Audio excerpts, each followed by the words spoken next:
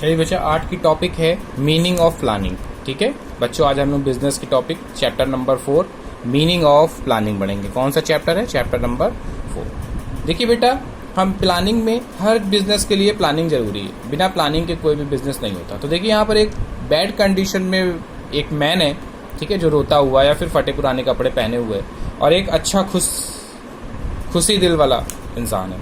ठीक है, इन दोनों के बीच की जो भी कड़ी होती है उसे लोग प्लानिंग बोलते हैं। मतलब प्रेजेंट पोजीशन से फ्यूचर की पोजीशन तक पहुंचने के बीच की जो कड़ी होती है वो प्लानिंग। अब देखिए हम प्लानिंग करते कैसे, मीनिंग बाद में समझाएंगे बेटा नीचे, पहले हम प्लानिंग क्या होती है। फॉर एग्जाम्पल, आप स्कूल गए, ठीक है, 3 ऑप्शन से मैं आपको समझा रहा हूँ, 3 नंबर से।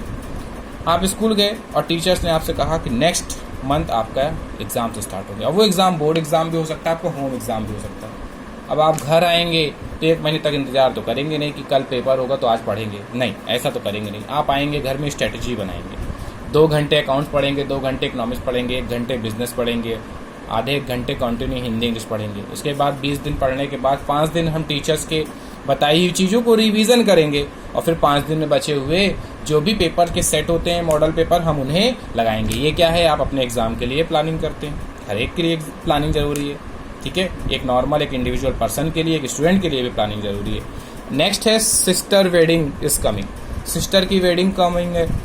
फॉर एग्जांपल, सिस्टर की शादी 3 महीने बाद है, तो आपको उसकी भी स्ट्रेटेजी बनानी होगी। ऐसा नहीं कि आप फैमिली के साथ घूम रहे, दोस्तों के साथ घूम रहे, 3 महीने तक घूमते रह गए, कोई प्लानिंग नहीं की, और शादी होने वाली है, शादी कल है और आज कल आपकी सिस्टर जो है विदाई होकर चली जाएगी। ऐसी तो होगा नहीं, उसके लिए भी प्लानिंग होती है।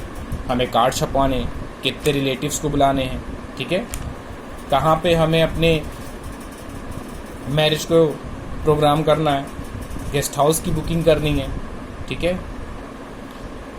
लंच कौन बनाएगा, डिनर कौन बनाएगा, ये सारी चीज़ें हम लोग वहाँ पर सोचते हैं। ठीक है, तो ये भी क्या है? एक तरीके की प्लानिंग है।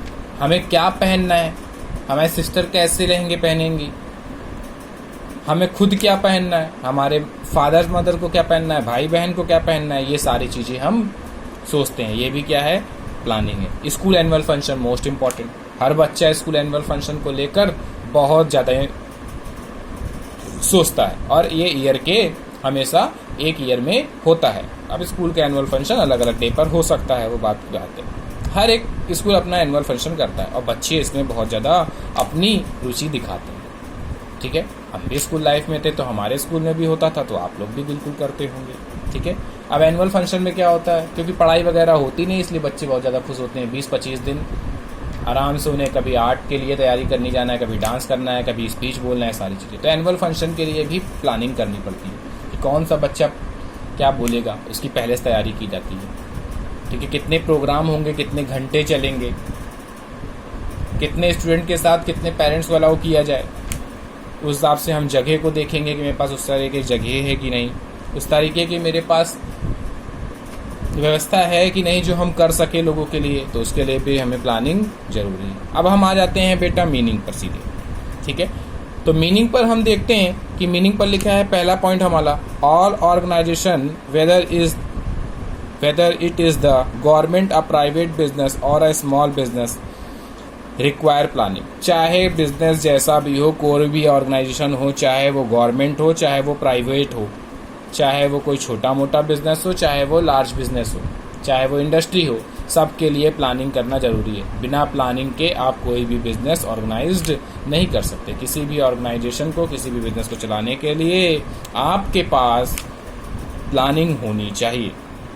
ठीक है, किसी भी बिजनेस को अच्छे से चलाने के लिए और अपने मेन ऑब्जेक्ट को पूरा करने के लिए, मेन अचीवमेंट के लिए प्लानिंग जरूरी है। हो सकता है कभी कभी प्लानिंग जो आपने किया हो वो ना हो, कुछ दूसरा हो, लेकिन प्लानिंग करने से हमारे रिसोर्सेज का यूटिलाइजेशन ज़्यादा से ज़्यादा होता है और हम अपने टाइम को भी बचा सकते हैं। सेकेंड नंबर है planning can benefits as the thinking in advance. Planning को आप लोग क्या करना चाहिए, हमेशा से केवल और केवल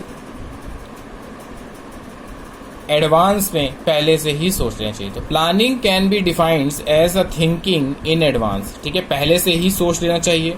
what is to be done, हमें क्या करना है।